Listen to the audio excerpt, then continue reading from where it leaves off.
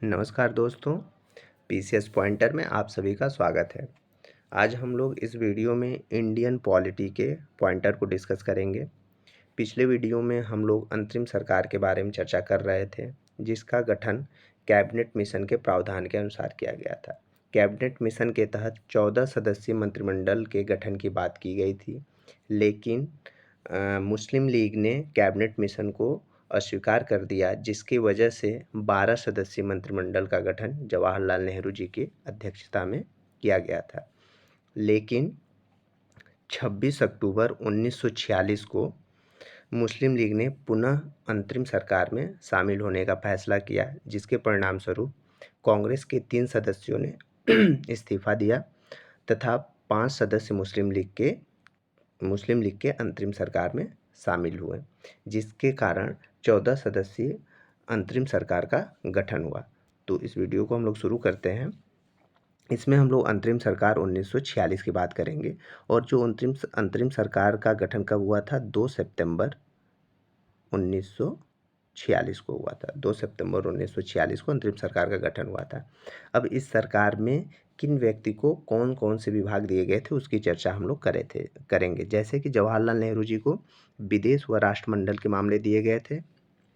सरदार वल्लभ भाई पटेल जी को गृह, सूचना प्रसारण विभाग व रियासत विभाग दिए गए थे। यानी पटेल जी को जिम्मेदारी दी गई थी कि रियासतों के एकीकरण की जिम्मेदारी दी गई थी। लियाकत अली खां को मुस्लिम लीग से संबंधित थे, जिनको वित्त विभाग दिया गया था।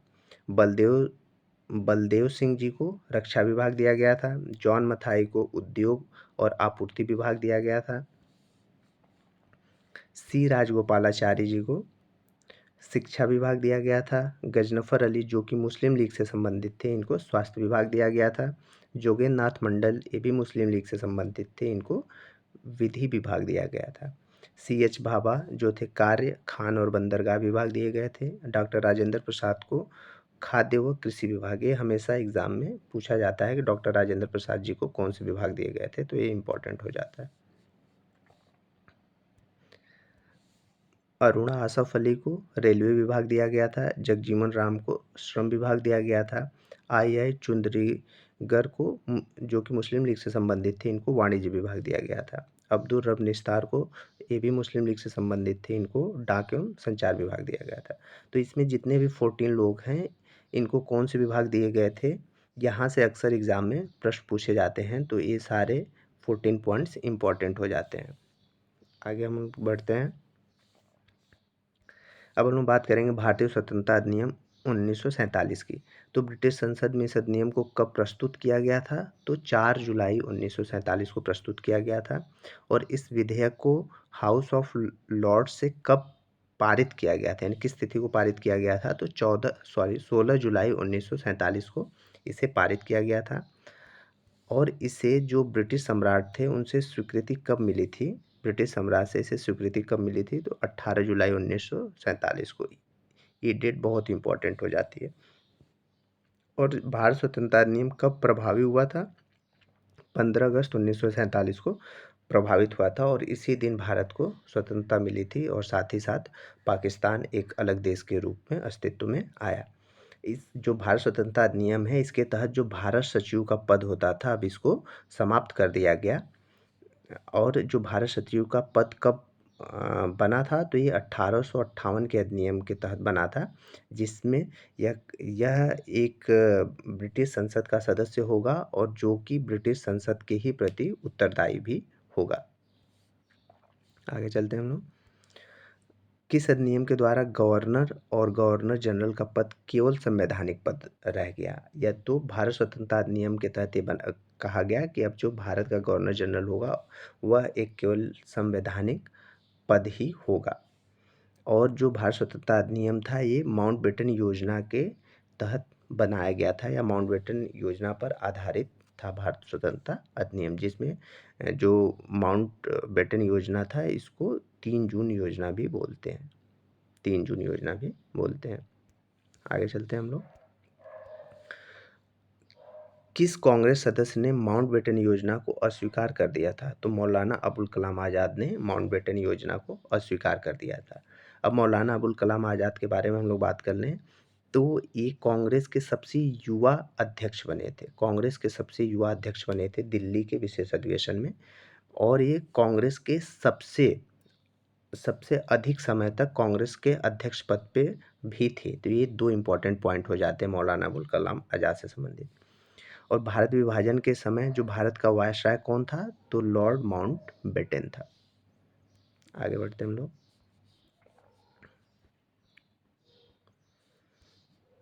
अब हम लोग बात करेंगे कि स्वतंत्र भारत का पहला मंत्रिमंडल 1947 में गठन हुआ था इसका। इसके बारे में हम लोग बात करेंगे। तो अब इस मंत्रिमंडल में जो स्वतंत्र, पहले तो हम लोग अंतरिम मंत्रिमंडल की बात कर रहे थे जो 1946 में गठित हुआ था 2 सितंबर 1946 को। लेकिन जब भारत आज़ाद हो गया तो उसके बाद जो पहला मंत्रिमंडल गठन किया गया था, यानी 15 अगस्त 1947 के बाद का जो मंत्रिमंडल का गठन किया गया था, उसके बारे में हम लोग बात करेंगे कि किन व्यक्ति को कौन-कौन से विभाग दिए गए थे। तो जवाहरलाल नेहरू, जिनको कि हमारे भारत के पहले प्रधानमंत्री थे, इनको कौन से विभाग थे? तो ये प्रधानमंत्री तो थे ही, राष्ट्रमंडल तथा विदेशी मामले और वैज्ञानिक शोध, जवाहरलाल नेहरू जी को ये विभाग दिए गए थे। सरदार वल्लभ भाई पटेल जी को गृह विभाग, सूचना एवं प्रसारण, राज्यों के मामले, सरदार वल्लभ भाई पटेल जी को दिए गए थे। डॉक्टर राजेंद्र प्रसाद को खाद्य व कृषि विभाग, मौलाना अबुल कलाम आज़ाद को शिक्षा, डॉक्टर बी.आर. अम्बेडकर जी को विधि, जॉन मथाई को रेलवे एवं परिवहन सॉरी, जगजीवन राम को श्रम, सरदार बलदेव सिंह को रक्षा, डॉक्टर श्यामा प्रसाद मुखर्जी जी को उद्योग एवं आपूर्ति, आर के षणमुख चेट्टी को वित्त विभाग, राजकुमारी अमृता कौर को स्वास्थ्य, सी एच भाभा को वाणिज्य, रफ़ी अहमद किदवई को संचार, एन वी गडगिल को कार्य, खान और ऊर्जा। ये फिर यहाँ पे 14 लोगों का 14 सदस्यीय मंत्रिमंडल का गठन हुआ था, जिनमें 14 व्यक्तियों को अलग अलग विभाग दिए गए थे। तो इनको भी याद कर लेना क्योंकि ये भी इम्पोर्टेंट होते हैं। आगे हम लोग बात करेंगे कि अब इस यहाँ से हम लोग पिछले जो भी हम 3-4 लेक्चर पढ़े हैं उसमें क्या चीज़ें हम लोगों ने पढ़ा है अब तक, उन सब का इसमें रिवीजन हो जाएगा। ठीक है, अगर जो लोग पिछले 3-4 वीडियो नहीं देखे हैं तो उनको आप लोग देख सकते हैं, जिसमें और भी विस्तार से चर्चा की गई है। इसमें केवल कुछ हर एक एक्ट से 1-2 पॉइंट्स को ही डिस्कस किया जाएगा। चलिए शुरू करते हैं हम लोग। 1600 का चार्टर, इसके तहत इसमें क्या ये चार्टर कब आया था? तो 31 दिसंबर 1600 को ये चार्टर आया था, जिसमें ईस्ट इंडिया कंपनी को भारत व दक्षिण पूर्व एशिया से व्यापार करने का एक अधिकार दिया गया था। रेगुलेटिंग एक्ट जो कि 1773 में आया था, इसके तहत क्या किया गया था कि जो मद्रास प्रेसिडेंसी थी और बॉम्बे प्रेसिडेंसी थी, उन दोनों की शक्तियों को जो बंगाल प्रेसिडेंसी थी उसके अधीन कर दिया गया था। और इस रेगुलेटिंग एक्ट के तहत ही जो बंगाल का गवर्नर जनरल था उसे वॉरेन हेस्टिंग, पहला जो बंगाल का गवर्नर जनरल था वो वॉरेन हेस्टिंग था। और रेगुलेटिंग एक्ट 1773 के ही तहत कोलकाता में एक सर्वोच्च न्यायालय की स्थापना की बात की गई, जिसका गठन 1774 में किया गया था और जिसके मुख्य न्यायाधीश कौन थे? एलिजा एम्पे थे, और 2 अन्य न्यायाधीश उस सर्वोच्च न्यायालय के न्यायाधीश बने थे। आगे हम लोग बात करेंगे एक्ट ऑफ सेटलमेंट का, जो कि 1781 में आया था। और यह एक्ट ऑफ सेटलमेंट जो रेगुलेटिंग एक्ट की कुछ खामियां थी, कुछ त्रुटियां थी, उन्हीं को दूर करने के लिए लाया गया था। पिट्स इंडिया एक्ट 1784 में आया था। पिट्स इंडिया एक्ट में के तहत क्या किया गया था कि जो कंपनी के व्यापारिक और राजनीतिक कार्य थे, इन दोनों को अलग अलग कर दिया गया था। ठीक है, व्यापारिक कार्य अलग कर दिए गए थे और राजनीतिक कार्य अलग कर दिए गए थे। और पिट्स इंडिया एक्ट में एक बोर्ड ऑफ कंट्रोल को बनाया गया था, जो कि कंपनी के राजनीतिक नियंत्रण और निरीक्षण का कार्य करेगा। फिर 1784 का अधिनियम 1784 में आया था।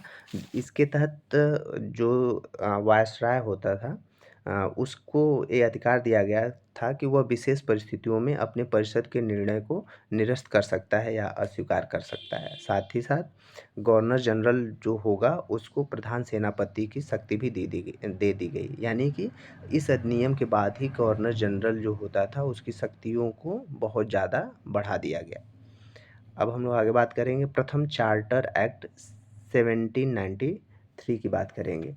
तो इसके तहत ईस्ट इंडिया कंपनी के जो व्यापारिक अधिकार थे उनको अगले 20 वर्षों के लिए और बढ़ा दिया गया।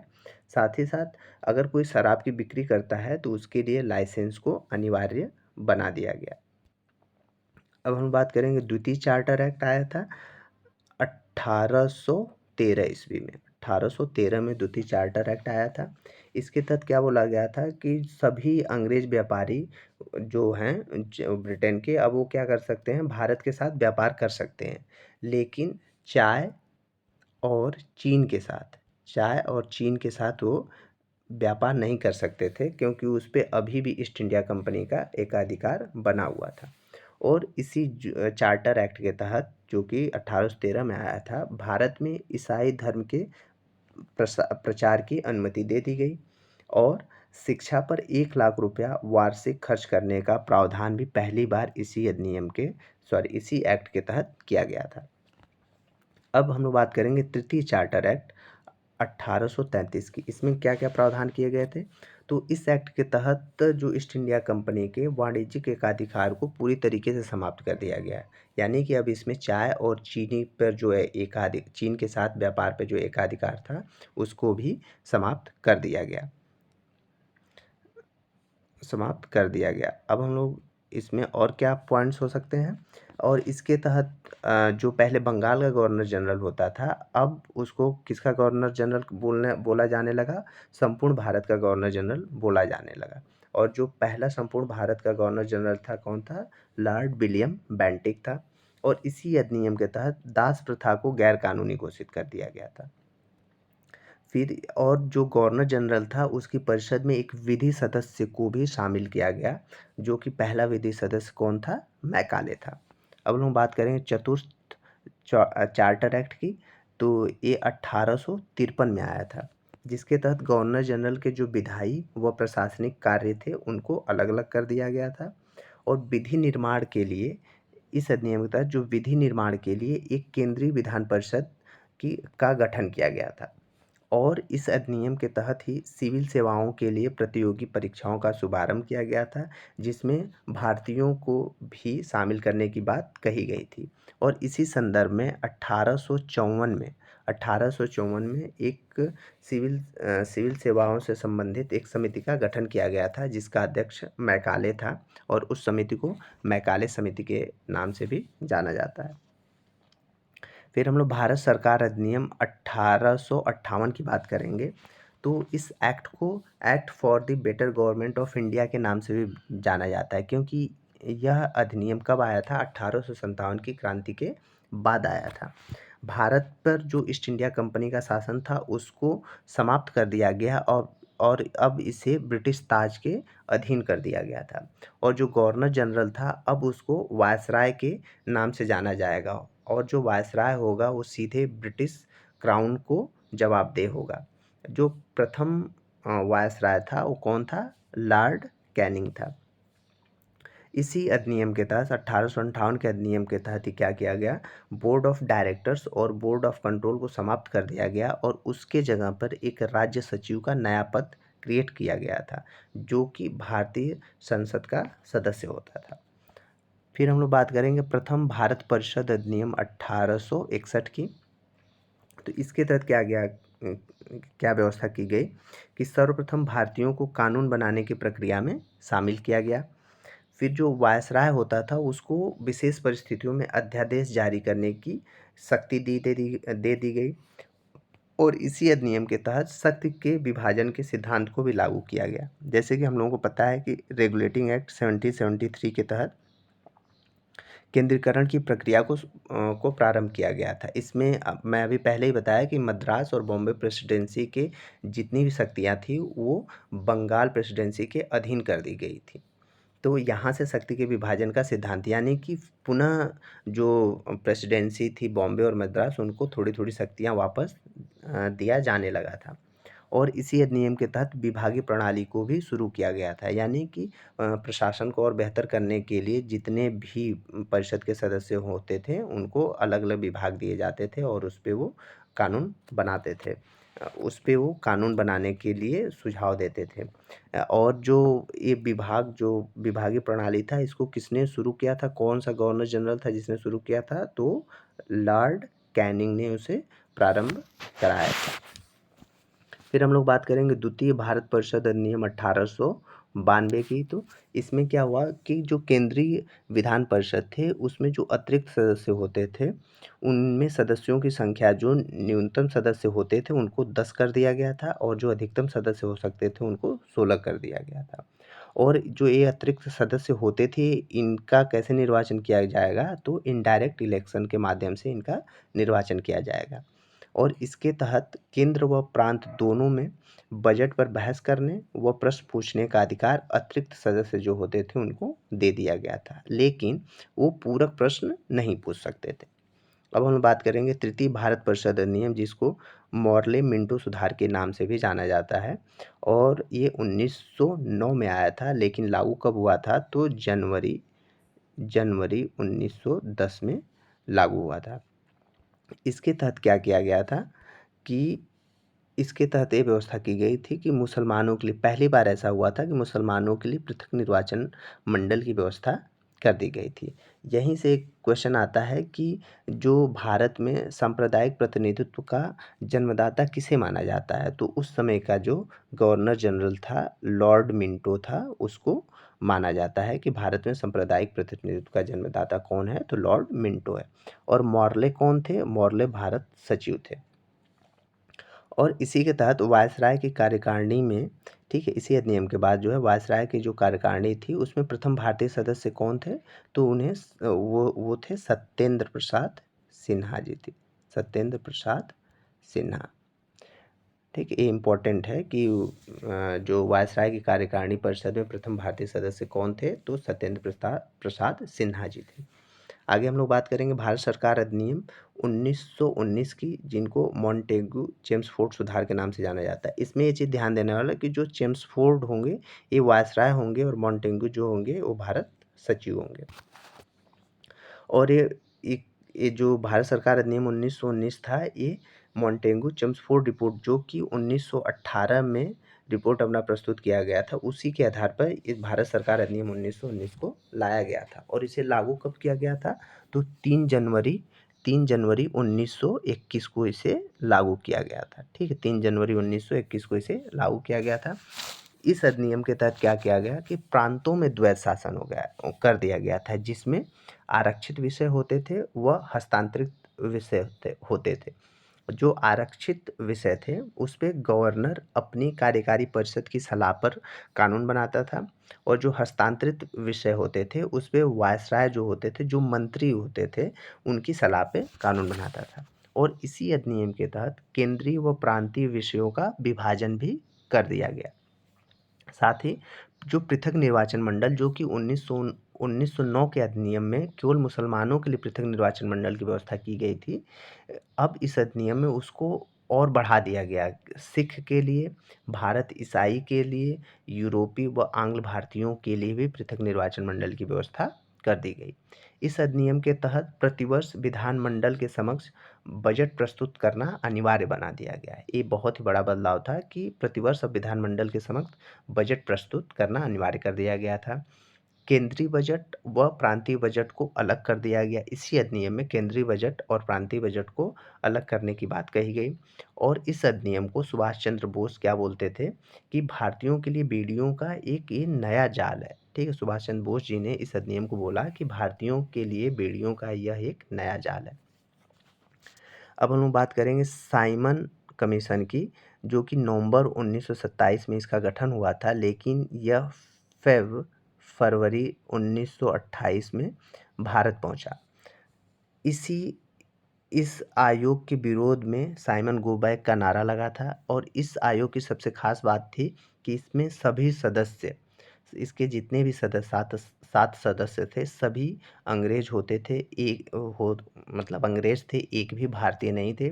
और इनको जो कि भारत सरकार अधिनियम 1919 है उसकी समीक्षा करने के लिए इनका गठन किया गया था। प्रावधान तो ये था कि 10 वर्ष बाद इसका गठन किया जाएगा, साइमन आयोग का गठन किया जाएगा, लेकिन लेकिन इसका गठन पहले ही कर दिया गया था। और इसके साइमन आयोग के विरोध करते समय लाला लाजपत राय को लाठियों से चोट पहुंची थी, जिनके कारण उनकी मृत्यु हो गई थी। और उसका बदला लेने के लिए भगत सिंह अपने साथियों के साथ मिलकर सॉन्डर्स, जो कि एक पुलिस अधिकारी था, उसके आदेश पर ही लाठियां चार्ज की गई थी, उसकी उन्होंने हत्या कर दी थी। आगे हम लोग बात करेंगे भारत सरकार अधिनियम 1935 की बात करेंगे। तो इसके तहत क्या किया गया कि केंद्र में द्वैत शासन को लागू कर दिया गया और प्रांतों में से द्वैत शासन को समाप्त कर दिया गया। और इसी अधिनियम के तहत एक संघीय न्यायालय की व्यवस्था की गई थी, जिसकी स्थापना दिल्ली में की गई। और उसके जो प्रथम मुख्य न्यायाधीश कौन थे? मॉरिस लिमफोर्ड गियर थे। और इसी अधिनियम के तहत इंस्ट्रूमेंट ऑफ इंस्ट्रक्शन, जिसको कि भारतीय संविधान में डीपीएसपी के रूप में शामिल किया गया था। और जवाहरलाल नेहरू ने इस अधिनियम को क्या बोला था कि एक कार जिसमें ब्रेक तो है पर इंजन नहीं है। जवाहरलाल नेहरू जी का स्टेटमेंट है इस अधिनियम के लिए कि एक कार जिसमें ब्रेक तो है पर इंजन नहीं है। अब हम लोग बात करेंगे अगस्त प्रस्ताव की। 1940 में आया था और इसी प्रस्ताव के प्रतिक्रिया स्वरूप गांधी जी ने व्यक्तिगत सत्याग्रह को शुरू किया था। आप लोग कमेंट में बता सकते हैं कि प्रथम व्यक्तिगत सत्याग्रही कौन थे। आगे हम लोग बात करेंगे क्रिप्स मिशन की, जो कि 1942 में गठित किया गया था। और क्रिप्स मिशन जो कि है भारत को एक डोमिनियन स्टेटस देने की बात करता था, लेकिन इस क्रिप्स मिशन को मुस्लिम लीग और कांग्रेस दोनों ने अस्वीकार कर दिया था। लेकिन दोनों के अपने अपने मत के अनुसार इन्होंने अस्वीकार किया था। जैसे अगर हम लोग मुस्लिम लीग की बात करें तो मुस्लिम लीग पाकिस्तान की मांग करता था। और मुस्लिम लीग ने पहली बार लाहौर अधिवेशन 1940 में पृथक पाकिस्तान की मांग किया था, लेकिन क्रिप्स मिशन ने उस मांग को अस्वीकार कर दिया था। इसलिए मुस्लिम लीग ने क्रिप्स मिशन को अस्वीकार कर दिया। जो कांग्रेस ने किस किस बेसिस पे क्रिप्स मिशन को अस्वीकार किया था? क्योंकि कांग्रेस 1929 के लाहौर अधिवेशन में पूर्ण स्वतंत्रता की मांग की थी, लेकिन क्रिप्स मिशन ने इसमें डोमिनियन स्टेटस देने की बात की थी। अब हम लोग बात करेंगे वेवेल योजना की। तो 14 जून 1945 को वेवेल योजना आई थी। फिर शिमला सम्मेलन की बात की जाए तो ये 25 जून से 14 जुलाई 1945 को इस सम्मेलन का आयोजन किया था, लेकिन ये सम्मेलन असफल रहा। आगे हम लोग बात करेंगे अब कैबिनेट मिशन की, जो कि मार्च 1946 में इसका गठन किया गया था। इसके 3 सदस्य होते थे जिसपे स्टेफोर्ड क्रिप्स होते थे, पैथिक लॉरेंस होते थे और एवी अलेक्जेंडर। पैथिक लॉरेंस की अध्यक्षता में ही कैबिनेट मिशन भारत आया था और इसके तहत ही भारत में संविधान निर्माण सभा का गठन किया गया था, जिसमें 389 सदस्यों की बात की थी। 389 सदस्य होंगे, जिसमें से 296 सदस्य ब्रिटिश प्रांत से होंगे, 4 सदस्य चीफ कमिश्नर जो क्षेत्र होगा वहाँ से होंगे और 93 सदस्य रियासत, जो कि देसी रियासत होंगी, वहाँ से होंगे। अब हम लोग आगे बात करते हैं माउंट बेटन योजना को, जिसको 3 जून 1947 को आया था, इसलिए इसको 3 जून की योजना भी कहते हैं। फिर भारतीय स्वतंत्रता अधिनियम, जो कि 18 जुलाई 1947 को ब्रिटिश ताज से इसको अनुमति मिल गई थी और ये डेट बहुत ही इंपॉर्टेंट हो जाता है। तो इस वीडियो में इतना ही दोस्तों। अगर वीडियो आप लोगों को पसंद आया हो तो इसे लाइक करें, अपने दोस्तों के साथ शेयर करें और चैनल पर नए हैं तो सब्सक्राइब करें। Thank you so much.